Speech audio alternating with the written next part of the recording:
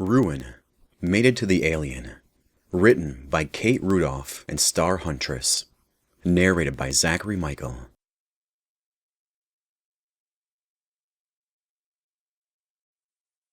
Chapter 1. The planet was called Polai, and it sucked. When Liz Jennings was 8 years old, the idea of traversing the universe and seeing everything it had to offer had sounded great, but now, at 25, Liz hadn't chosen to come here, nor had she chosen to leave Earth. They said living in the wastes, a slum near the hollowed-out husk of old Cleveland, led to death, dismemberment, or disappearance. Liz had never believed that. Not then. She'd been coming home from a late night of busting heads and tracking cheating husbands when a mountain of a man had literally appeared in front of her and knocked her out with one blow. At the time, she hadn't realized they were aliens. Aliens didn't come to Cleveland. No one did if they could help it. But the next thing she knew, she was coming to aboard a spaceship, being examined by the most threatening medical bot she'd ever seen. They'd done tests and stuff. She didn't want to dwell on the stuff. It had been bad, some of it really bad, but it could have been a lot worse. In the weeks she'd been aboard, she'd only seen the inside of her windowless cell and a little medbay. Day by day, she could feel her sanity and her belief that she'd make it out alive start to fade. She didn't know what they wanted to do with her, whether they'd make her a slave, eat her, or worse. And then one day, when she lost count of how long she'd been a prisoner, she woke up on Pilai with a small pack of supplies and a note written in English. Apologies. Wrong girl. Humans can survive on Polai. That was it. No explanation. No directions on how to get home. Just 5 energy bars, a canteen filled with water, and a thin jacket that didn't do much to guard against the cold nights. Liz had taken to wearing it at all hours despite the lack of warmth. Polai's sun did something strange to her skin, leaving painful bruises on every inch that she left exposed. On her second night, it had begun to rain, and Liz found shelter under the broad brown leaves of the squat trees that dotted the land. For a few moments, it seemed like the foliage would be strong enough to protect her from the worst of the rain, but then the large leaf directly over her head collapsed in the center and poured all the collected water down over her arms, like a spout. Since then, her left forearm had been covered in small welts. They were getting better, but Liz refused to risk drinking from the small stream that ran near the woods where she'd been camping. Humans in general may have been able to survive on Polai, but she wouldn't last for long. Liz didn't want to live here. She just wanted to find a ship and get on the first freighter or cruiser headed back toward Earth. And that was going to be harder than she'd first thought. Her ever-benevolent kidnappers hadn't fitted her with a translator, and nothing indicated that Polans could understand English. She'd scoffed at learning Interstellar Common, the language of trade in space, in school, but she'd memorize a freaking dictionary of it if it meant she could get home. And the Polans weren't friendly. Liz had taken shelter in a small swath of woods about 2 miles north of a small town. She'd tried to approach a pair of Polans once she'd gotten her bearings on that first day. They looked almost human in shape, though they were smaller, shorter than 5 feet tall. Their skin was dark green, and none of them seemed to have any hair. She'd hoped that raising her arms and looking pathetic would give them pause. Instead, both of the aliens had shrieked and charged at her, chasing her out of town and up a tree.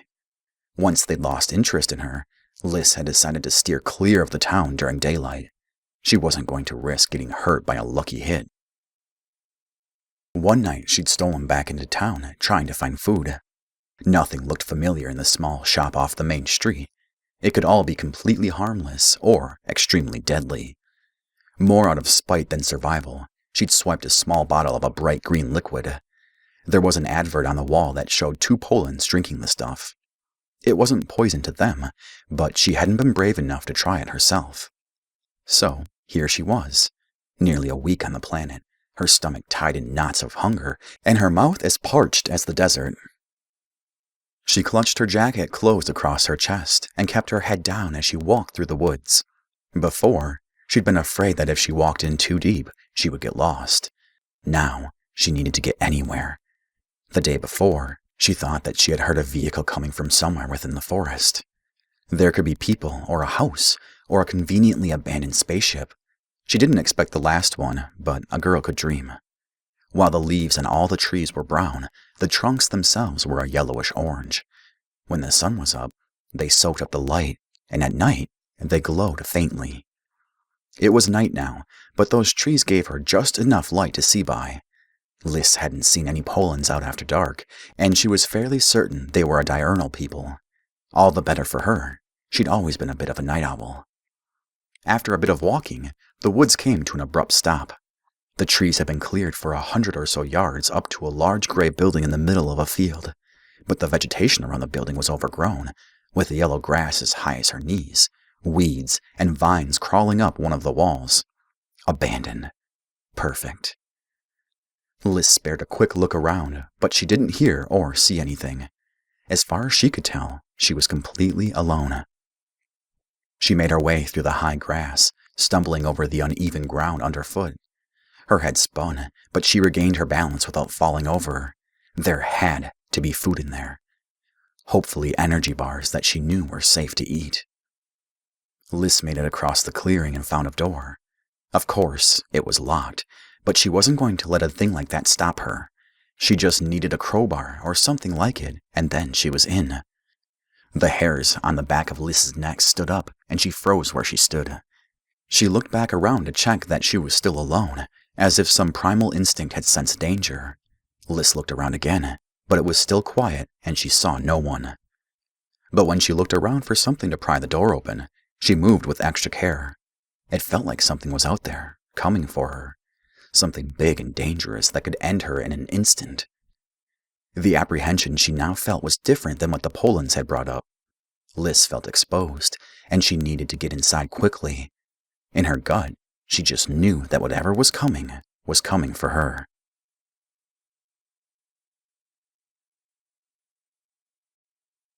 Chapter 2. Ruwen made landfall in Polai in the bright sunlight of the morning. It was nice as far as inhabited planets went, but he wasn't there to sightsee. His small cruiser sat hidden under a cover of dense foliage. Fuel cells were charging, and cloaking system resetting itself. He'd been grounded here for a week. More than enough time to get the job done. He was a Detyen mercenary, contracted out to an anonymous client in need of a piece of information that only the Polans had access to. Getting onto the planet hadn't been difficult. His ship had one of the most advanced cloaking systems available, and Polai had a lax incoming defense system. He expected that getting out would be another story entirely. Polans let people in, but all ships in transport off the planet were heavily monitored.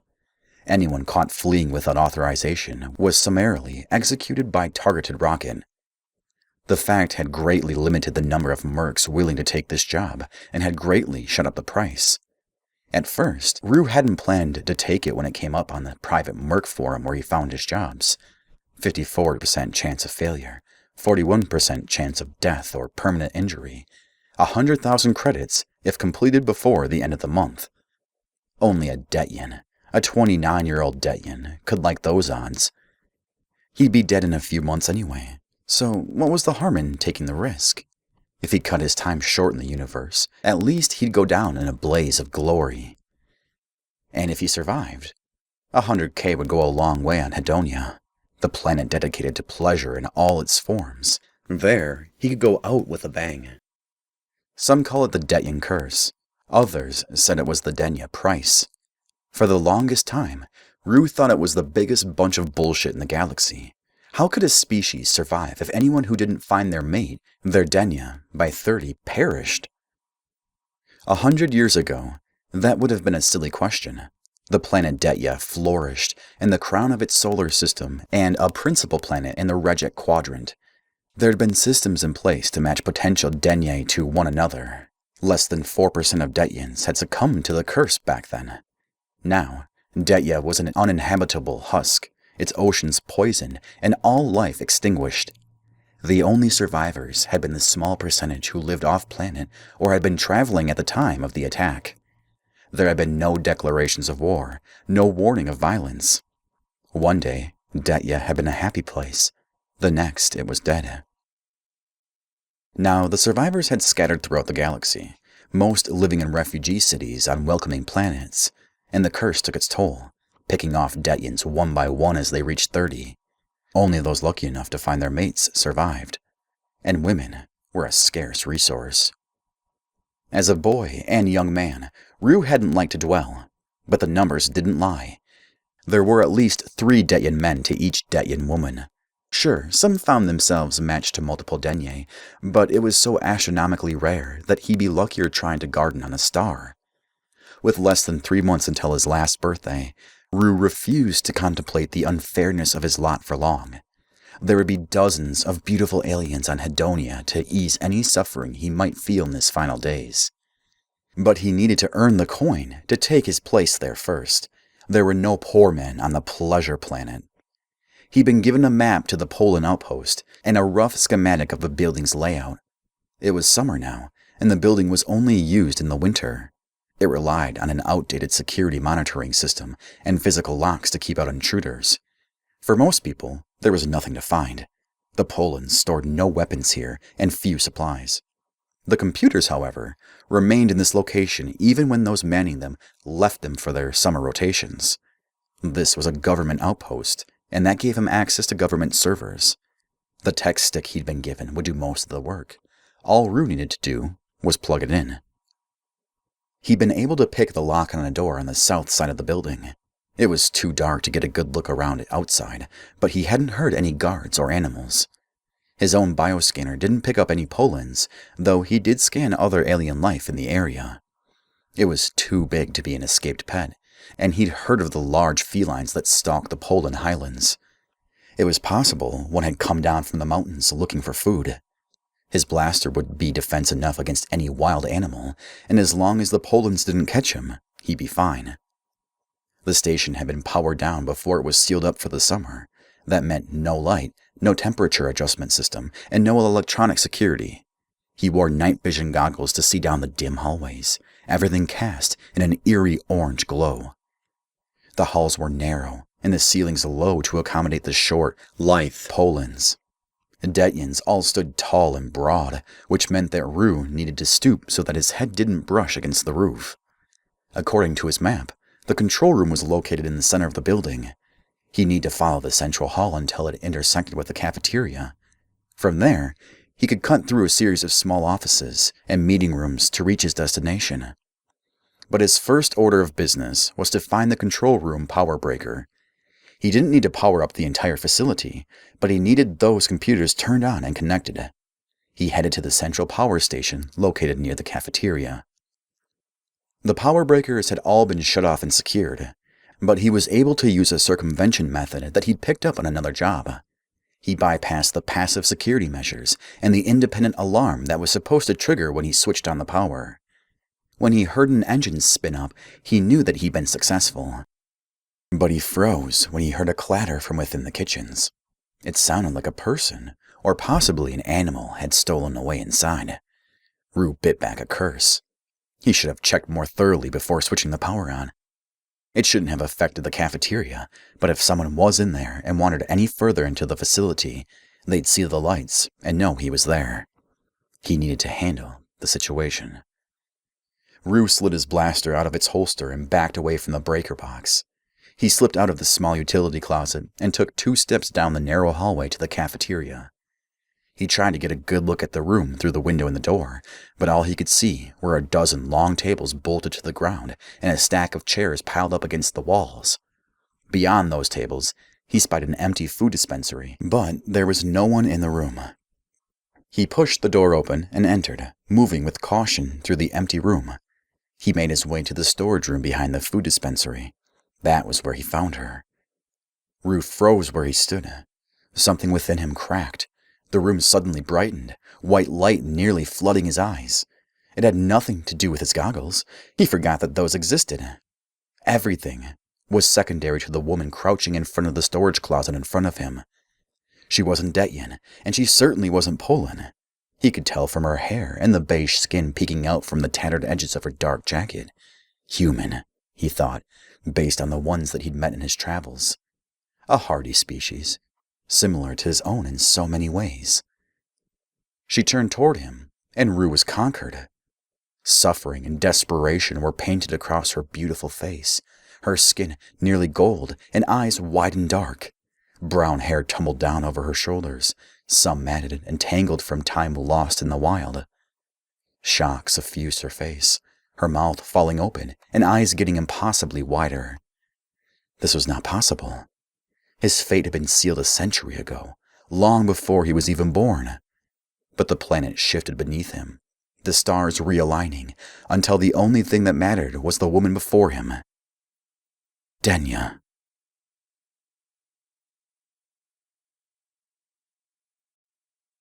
Chapter 3. Who was he? What did he want? Could she keep him? The last thought should have shaken Liz Out of the crazy that was riding her. She needed to take off right before this strange alien could call the Polans down, but Liz found herself rooted in place. She knew him. Not by any means so trivial as acquaintance.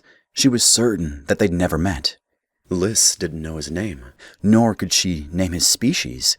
He was well over 6 feet tall, forced to stoop by the low ceilings in this building, and his shoulders were as broad as a soldier's. His skin gave her pause. It was a vivid yellow, and his hands were covered with either scales or spots. The rest of him was covered by his clothes, but she wondered how the pattern fit across his body. She couldn't tell from all the way across the room. His eyes were larger than a human's, completely black, except for a bright spot of red in the center. She should have been scared, especially when she spied the wicked-looking claws protruding from his knuckles. But this alien was no danger to her. He was hers. How could she know that? What made her stand up? The 3 energy bars she'd found clattering to the ground? Why did she cross the room in broad steps until she stood in his shadow?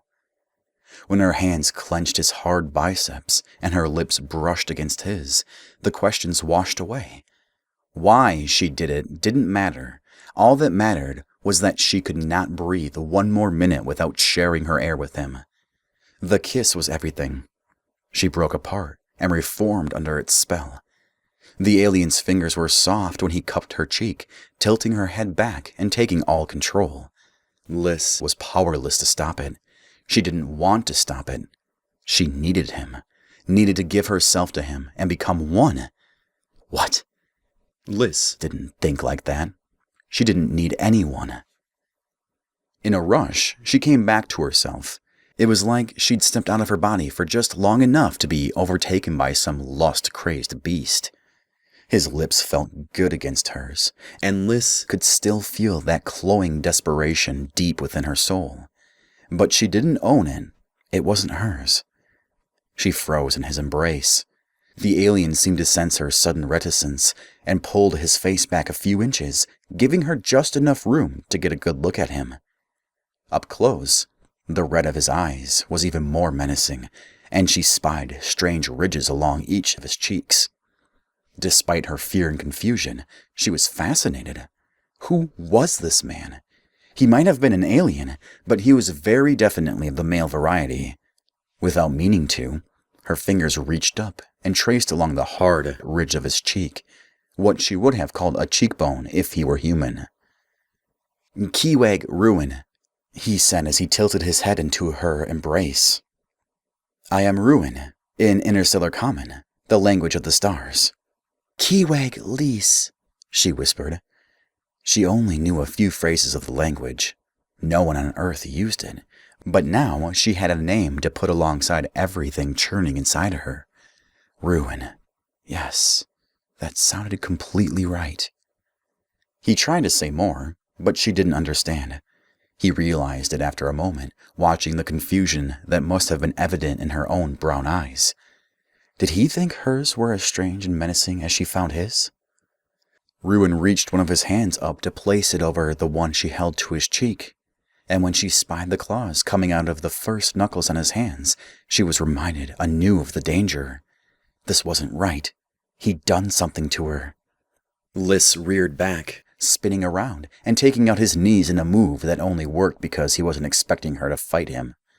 Before he could recover, she took off running, vaulting over him to get to the door and down the hallway. He tried to reach for her, but his hands only grazed her pant leg, one of those wicked claws tearing a 3-inch strip in the cloth right above her ankle. This man, Ruwen, posed more of a threat to her than any of the Polans. None of them had sent her into a lust-crazed frenzy. None of them had made her want to lay back and be taken by an alien stranger. Desire still curled deep within her, her sex swollen with unwanted need. It made the run all the more painful as she became aware of the uncomfortable tug of her top across her breasts. Had he attacked her with some sort of sex laser? Or maybe an odorless gas?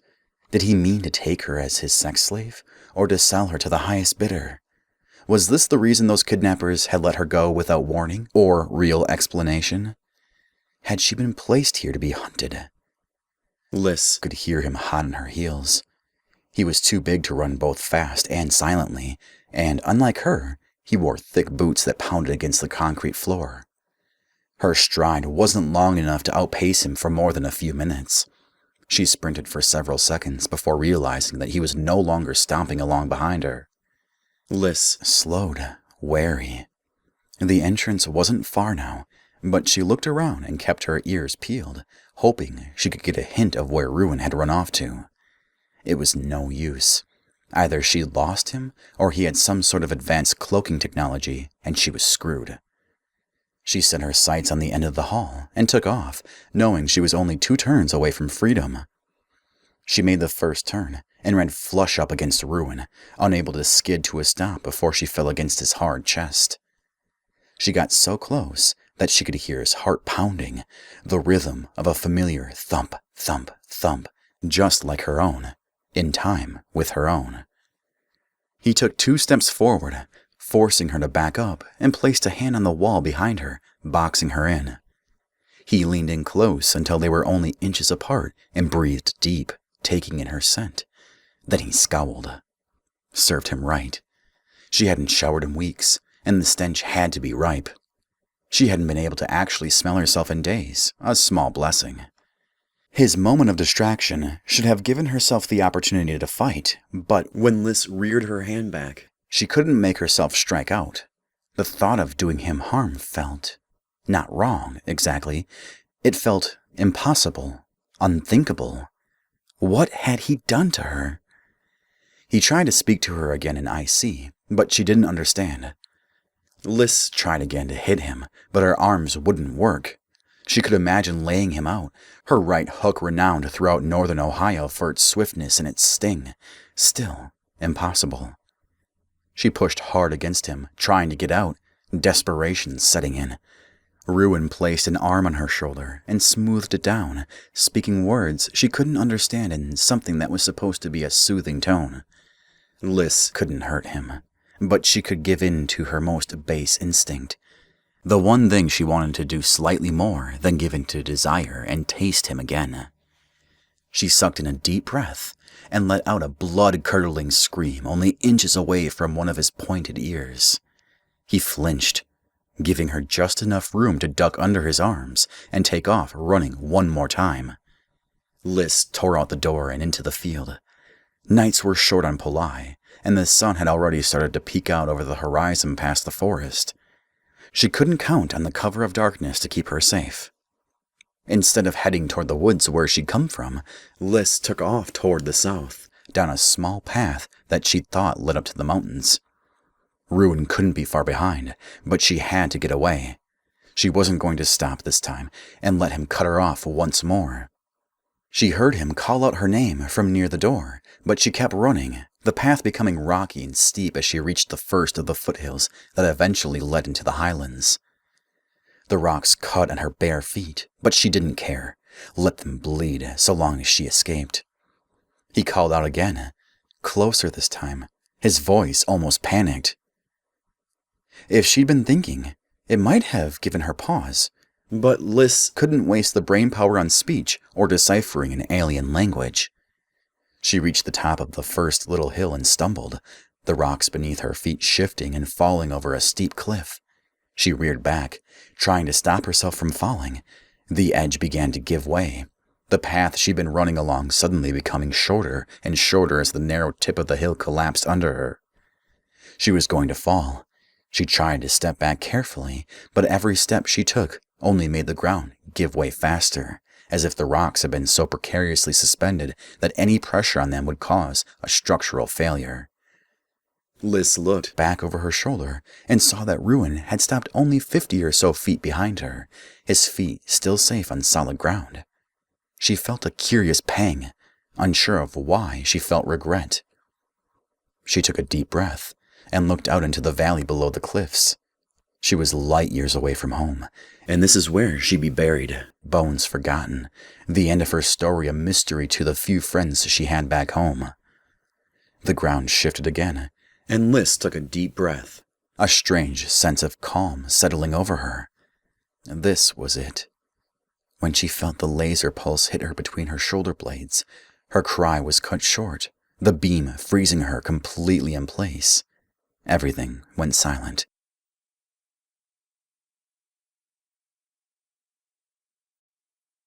Chapter 4. Detyen. Rue had traveled the stars for more than 15 years. He met more alien species than he could name and had seen sights that anyone bound to one planet couldn't imagine.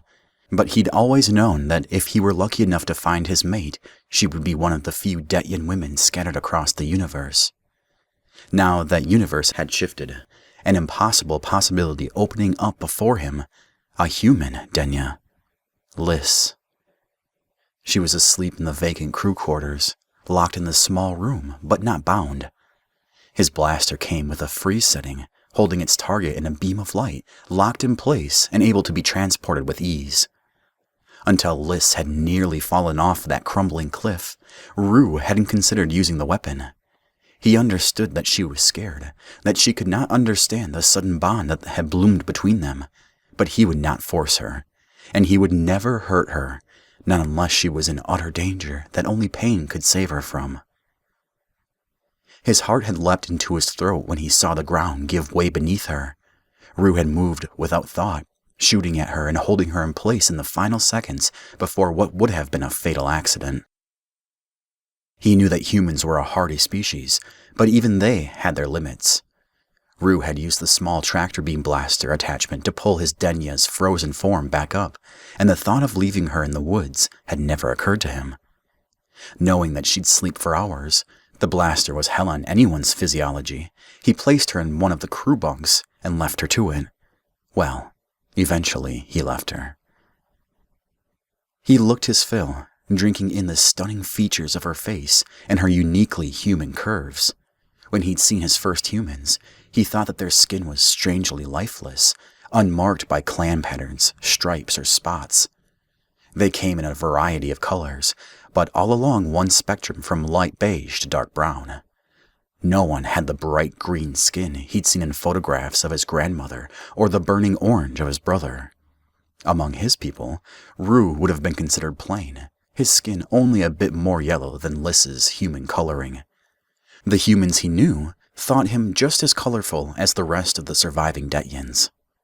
When he looked at Liz, he no longer saw a dull-skinned alien. Her skin practically glowed a golden brown, smooth all over, or at least smooth as far as he could see. He took off her jacket, but left her to rest in the remainder of her clothing. They were still strangers after all, and she would no doubt be offended if he were to leave her naked without her consent. But the thought of her nakedness set his blood on fire. He'd felt the hardness of the muscles in her arms and legs when he placed her in the bunk, but it was the swell of her hips and her breasts that intrigued him.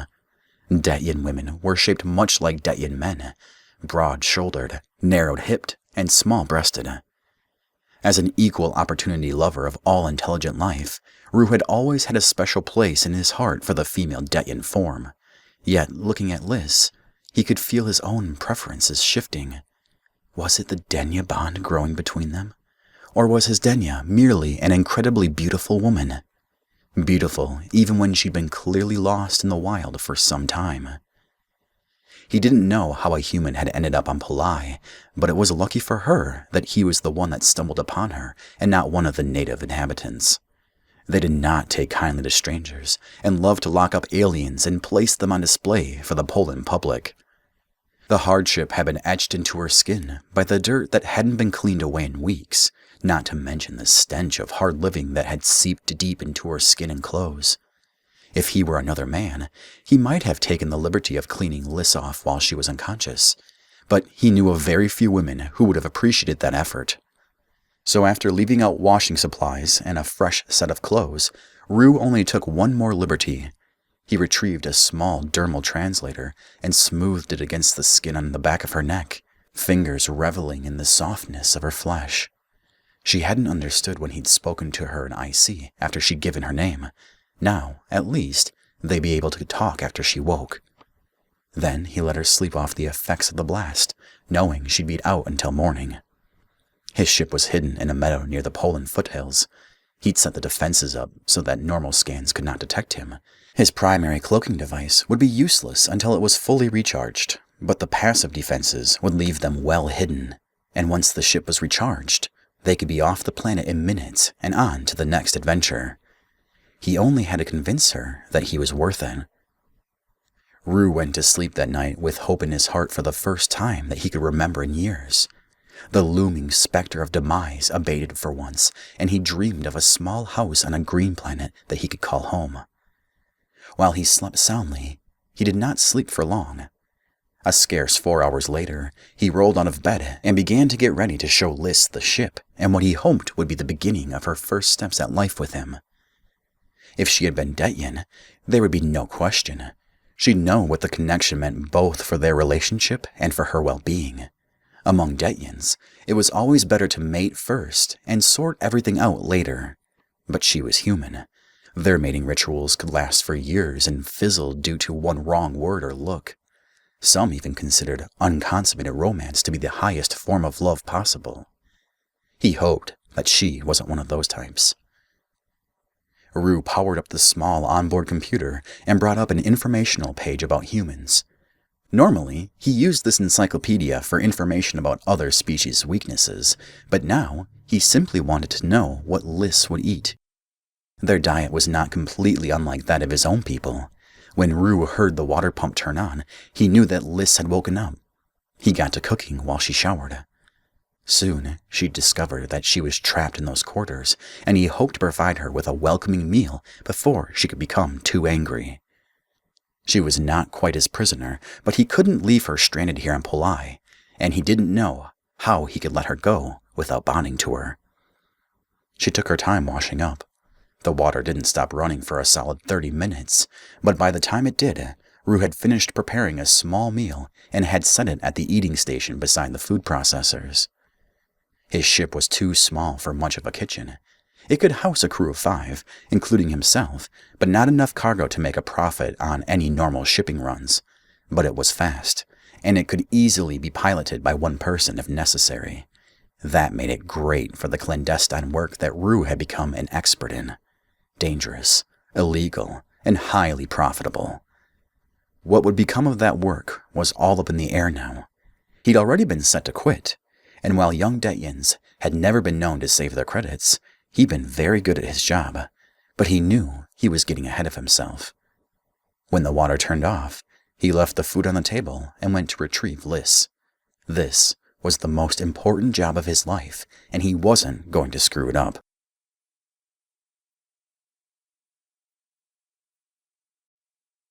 Chapter 5. Another woman might have tried to escape the moment she woke up in an unfamiliar environment after having been knocked out by an alien stranger who was too sexy for her well-being, but that hypothetical woman probably hadn't just experienced the most restful sleep of the last month. So Liz took a moment to savor it. When she spied the pile of toiletries and the door to the small shower stall, her mind was made up before she could even think of leaving. She moaned as the stream of warm water hit her battered body and began to wash away the caked-in stink of the last several weeks. Liz scrubbed and scrubbed, washing her skin and hair until the water ran clear and her skin was red and tender from the effort. It took longer than she anticipated, and halfway through, she spared a glance back at the door. She had to be with Ruwen. So why wasn't she freaking out? If a bit of soap and warm water washed away her fears, then she clearly had bigger problems than she thought. Liz finished up her shower and toweled off, now taking the time to survey the small room. 4 bunks were bolted to the walls and suspended with retractable cables. All of those beds could fold up to more than double the size of the room. Only the bed that she'd slept on was currently folded out. The walls were made of a dull gray metal, and a small bench was flush up against the wall opposite the bathroom, suspended much like the bunks. It didn't look a lot like the media shows she watched at home, but she was willing to bet that she was in a room on a spaceship. But judging from the pull of gravity in her feet, they were on land. Probably still in Polai. Was that good? She wasn't sure. Liz pulled on the clothes that Ruwen had left for her. He left her to sleep in the nasty outfit that her captors had left her, and she was grateful for the respect of her privacy, of her body. She wasn't sure what the blast he'd aimed her way had meant to do to her, but he'd saved her life, and he hadn't stripped her down. She'd fallen quite far considering the amount of relief she felt that a strange alien hadn't assaulted her while she was unconscious. That being said, she wasn't ready to go easily. She tested the strength of the cable holding the bed to the wall, but it wouldn't budge. Given enough time, she might have been able to work a supporting bar free from the bench, but she doubted she had long. She didn't have time to tear apart the room to make a weapon. She tried the door and found it locked. No surprise there. Though now that she was clean and dressed in fresh clothes, she wondered why he hadn't tied her up. She never left any of the assholes she collected as a bounty hunter back home unbound. They got into all sorts of trouble. But before another minute passed, Liz heard steps coming down the hall. They stopped in front of her door, and a moment later, the lock disengaged. She only had a second before the door opened, and she spared a glance back at the room, checking to see if a weapon had magically materialized. There was a strange pull on her neck, and she raised her hand to feel strange bumps and lines just to the side of her spine. A control chip? The door slid open before Liz could try to get a good look in the mirror. Ruwen stood before her, hands clasped loosely in front of him, and a mild expression on his face. He raised a brow when he saw her jerk her hand quickly down from where it rubbed against her neck. "Good morning," he said, words coming out loud and clear in English. He gestured to his own neck. "I placed a dermal translator on you. I hoped it would make it easier to talk." A translator, not a control chip. That was actually helpful. Under the light of the ship, she got a better look at him than she had in the dim light the night before. He'd changed his clothes from the dark fatigues he'd been wearing on his mission to a snugly fitting pair of dark pants and a light green t-shirt that practically made his skin glow neon bright. He didn't look like any of the aliens who'd made their homes back on Earth. They mostly had horns and scary tusks protruding from their jaws. The strange punch of attraction hadn't vanished. She could still feel it curled up in her belly, heating her from the inside and making her want to lean forward and pull him completely into the room so that she could have her way with him on the bunk. But it wasn't like the night before. Sure, she wanted to let him take her long and hard until they were both spent, but she had control now. It was barely even a fight, more a minor struggle. "Thank you," she said for the translator. He wasn't threatening her yet, so she tried to keep her tone civil. Escaping would be so much more difficult if he was on edge. "Where are we?" Ruwen smiled and glanced around. "My ship." He said it with the same pride an Earthman would use to speak of a well-maintained 20th century vehicle. His ship. She'd gathered that. "On Polai?" She bit out each syllable with immense caution, worried that she'd need to run again if she said one thing wrong. This was her first chance to get any information since she left Earth, and she needed to use it. Ruwen nodded, seemingly unperturbed by her caution. "Yes, I've prepared a meal if you would follow me. I am certain you must be hungry." Her stomach growled at the mention of food, ruining her chance to bluff. Her mouth watered. "I could eat," she replied, trying not to imagine just how good anything would taste after so many days of energy bars. He led her down a narrow hallway covered with small compartment doors, sealed shut with leather straps. Extra storage was the most precious commodity on a spaceship. The hallway led to a small galley where Ruwen had placed food on the table and plates for two. The chairs sat opposite each other. The galley was more hallway than room. She spotted a door leading somewhere unknown, but most likely to the cockpit about 5 feet beyond Ruwen's chair. Talk about cozy. His ship might not have been any longer than a freight truck. She took a seat, and the smell of the food on her plate hit her. Liz hadn't eaten anything but protein bars in days, and they had come nowhere close to satisfying the hunger that gnawed in her belly. But still, she exercised caution. He could have done something to the food, so she waited. Ruwen studied her, those red eyes of his tracking her every tick. They should have scared her. Back on Earth it was said that demons had red eyes. Some ancient monk might have mistaken Ruwen for one, but Liz didn't fear for her soul. It was absolutely absurd, but sitting across from him, she felt comfortable and at ease. 2 things she couldn't remember feeling very often, even when she was at home. He seemed to realize that she wouldn't eat until he did. Ruwen picked up his utensil and cut off a small slice of the meat on his plate and piled it onto the slice of bread. He took a bite, chewed, and swallowed with deliberation, and then smiled at her. She didn't smile back, and the paranoid part of her whispered that he could have poisoned her plate, but when Ruwen reached for her food and swapped his plate for hers, she could have fallen out of the chair from shock. Her hand flew to the translator at her neck. "It doesn't allow me to read your mind," he said, reading her mind. "And if you would prefer something else, my processor is at your service." Liz lowered her hand and grabbed the edge of the small metal plate, pulling it close. She ate in silence, trying to wait at least 5 seconds between every bite. If he hadn't been there, she would have swallowed it all as quickly as she could. She finished off the plate, leaving nothing but a few crumbs from the surprisingly delicious and filling bread. Cobwebs cleared from her mind as her body began to process that she was well fed for the first time since she left Earth. Ruwen took her plate. "Would you like some more?" he asked in a tone one would normally reserve for a feral cat. Liz shook her head. He seemed to understand that it meant no.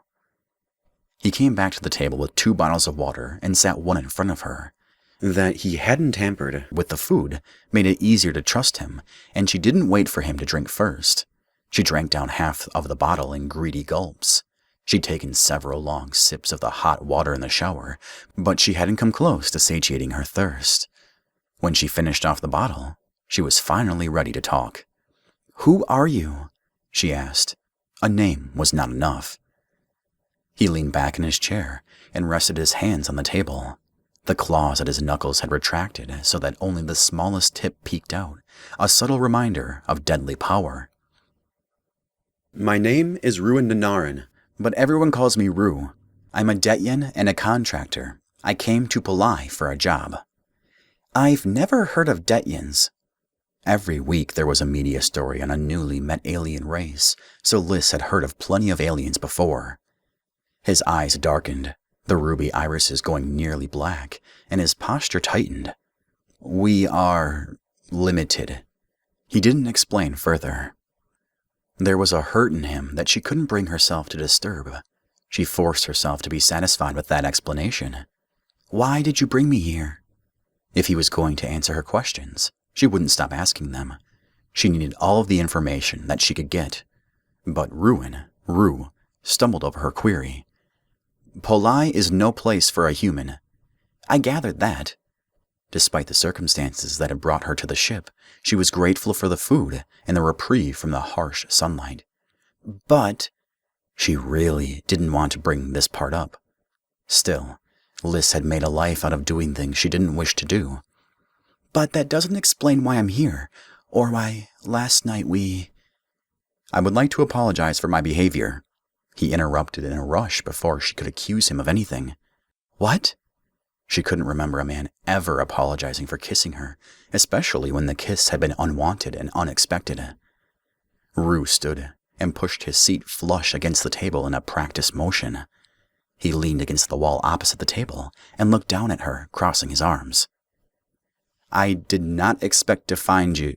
"No, that's not right. Let me start from the beginning." "I think that would be best." Was he a threat to her? Or was this all the result of some larger-than-life misunderstanding? Ru's lips pulled into a wry smile. You see, you're my mate. Wait, what? Mate? She stammered out. Liz pushed back from her seat at the table and took a few steps away from him, keeping her chair between them. She stayed in the galley, but only by an inch. There were weapons she could use in there, if she just had a second to find the knife drawer. She wasn't letting him get a step closer. Rue lifted up a hand, the smile vanishing from his face. I mean you no harm. I swear it on my life. He said it so seriously that it gave her pause. I don't have a mate. Humans didn't. That wasn't their thing. She'd heard rumors of alien species that bonded through strange quirks of DNA, but she'd never heard of a cross-species, cross-planet bond. It was impossible, even though... No, it couldn't happen. Rue placed his hand on his heart, but stayed in place as if he was afraid he'd cause her to run again. I know this is difficult to understand. No, she interrupted, head shaking. Not difficult at all. That was some weird fight or flight thing. I don't just make out with any random hot alien I see. I was starving and delusional. Did she just call him hot? Shit. Sure, his shoulders were broad and muscular, and she thought she could climb him like a tree and he wouldn't feel the strain. And, all right, his lips were unexpectedly soft under her own, and she'd felt almost safe in his arms. And, as the madness whirled in her mind, she realized that she'd taken a half-step toward him, an arm outstretched. Okay, she conceded internally. There might have been some strange connection. Liz didn't know what to do with that information. She couldn't be this alien's mate, but a dark part of her whispered that she could use that. Her eyes narrowed, and she studied him again. He seemed content to wait for her to come to some sort of decision. Rue held still, posture relaxed, but with the bearing of a fighter. This was no warrior standing before her. She could tell from the shape of his ship and the small blaster hanging from his belt. He'd called himself a contractor earlier, but that was just the polite way of saying gun for hire, or maybe smuggler.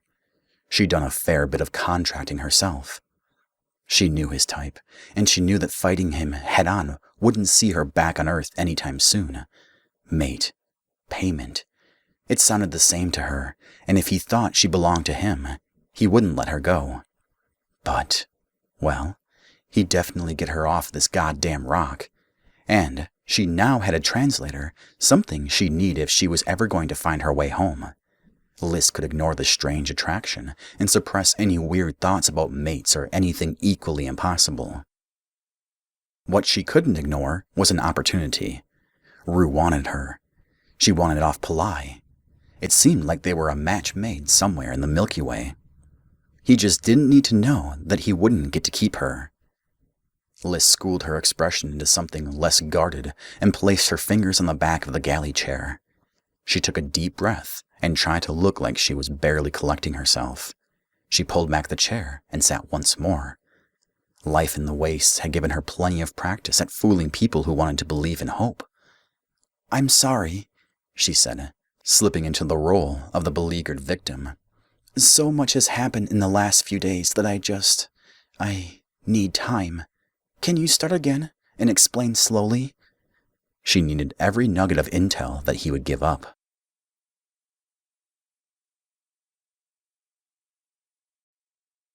Chapter 6. Rue knew that he should have trusted his Denya. If she had been Detyen, he would have, but Liz had calmed too quickly for him to believe that she was ready and willing to join with him on this journey. He'd need to move with caution. No doubt she would try to run at the first opportunity, perhaps even risking herself in the wilds of Polai rather than seeing what he had to offer. It should have frustrated him. Instead, he was intrigued. This was not the type of challenge he'd ever expected to encounter. Still, as with all things, he'd face it and triumph.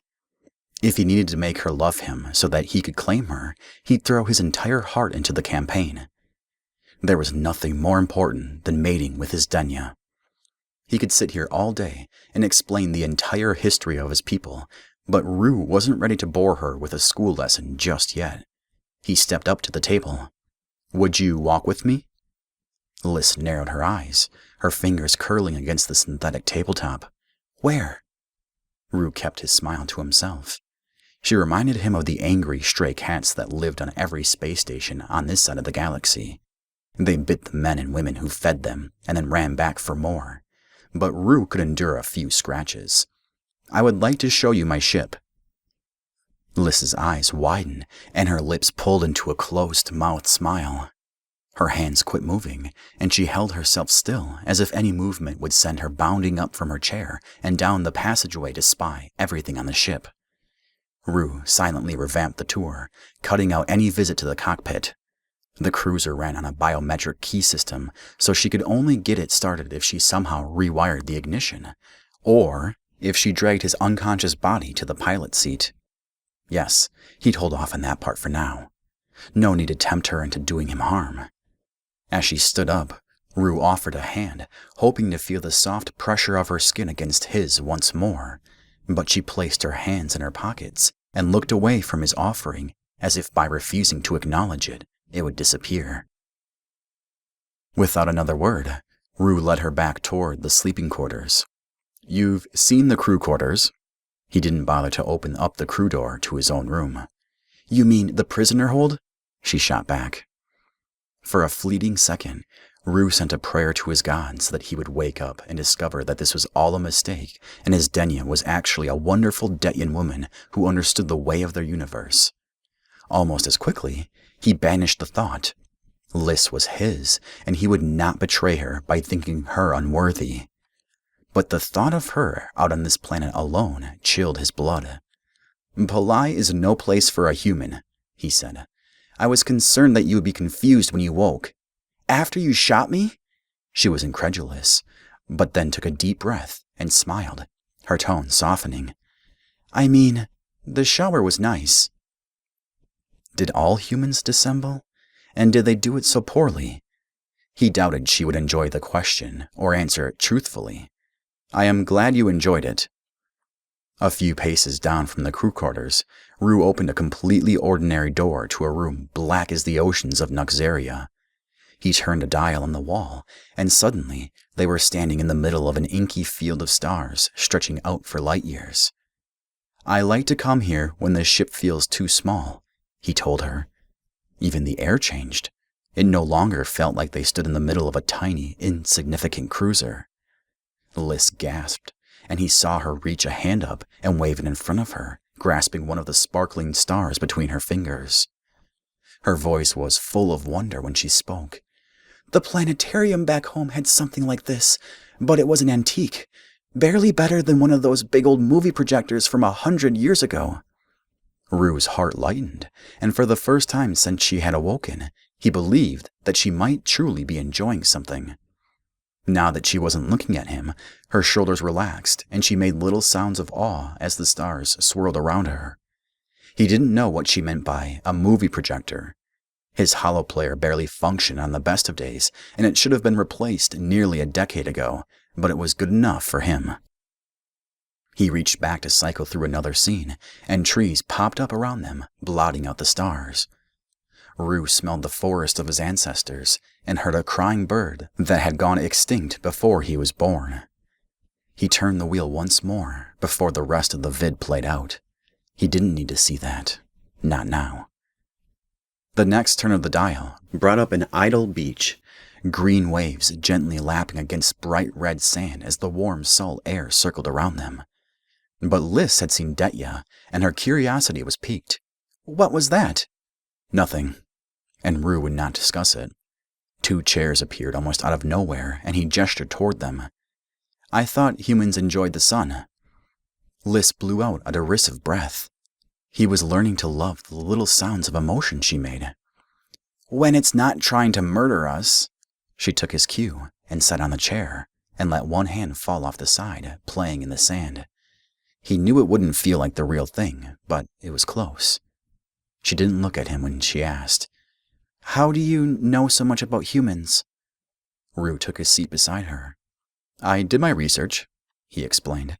Besides, I've traveled around. Your lot may not have been in this universe for long, but you do certainly get around. We've had interstellar travel for nearly 150 years, she protested, as if a century and a half meant anything on the galactic scale. First contact was more than a century ago. He laughed. My people have traveled the stars for 2 millennia. There were hundreds of planets the Detyens had discovered that had been ground to dust in that time. Then how come I've never met them? She didn't mean it as a probing question, but it struck a chord. Rue thought of his parents and his brother and all of the countless lives that had been lost to senseless violence and an idiotic evolutionary quirk. No, now was not the time to explain his people to her. She'd run off the ship before he could finish the sentence. He changed the subject. I've 3 more days before the ship can safely breach orbit. The Polai are renowned for keeping people on planet. Why? She stopped playing with the sand and finally looked up at him, eyes wide and concerned. She no longer looked at him as if he'd chase her down and capture her again. But the Polans were easy enough to explain and not a subject that hurt his heart. Their laws prohibit them from exploiting native Polans. No slavery, but anyone from off-planet is fair game and not subject to the law. They can exploit them or ransom them for personal gain. It was a disgusting arrangement, but Rue could not pretend that it was only the Polans who practiced it. For some species, the only intelligent life that existed was that native to their own planet. They found ways to justify it through religion or commerce or twisted logic, but Rue had never considered their reasons good enough to kill and enslave. It had made taking the job against this planet an easy enough decision, despite the danger. He would never hesitate to screw over slavers. Liz went pale and turned her gaze over to the distant horizon. Do they ever buy people from off-planet? She asked quietly. I couldn't say. He was not familiar with all of the ins and outs of the planet, so he told her what he did know. But it's not an unheard of place to drop off excess passengers. There are always bounties. He wanted to ask her how she'd ended up in this wretched place, but he held the question back.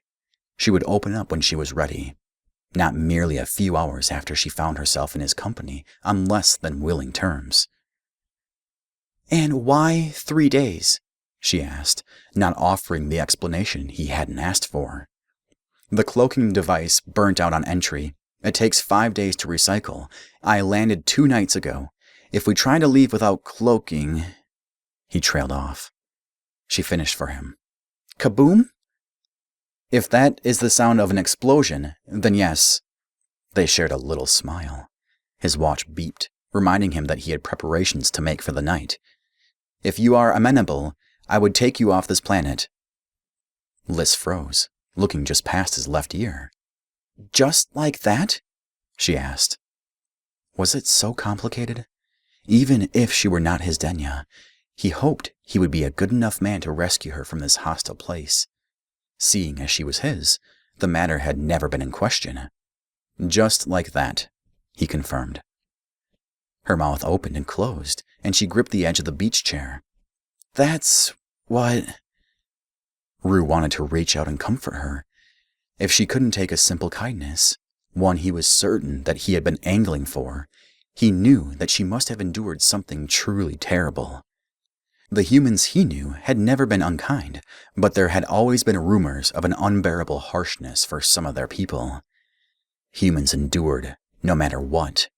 To do so, they could be both the most kind-hearted and the most cruel people in the entire universe. And if she had been subjected to the cruel, he feared what he thought he would demand of her. Rue held up a hand in peace.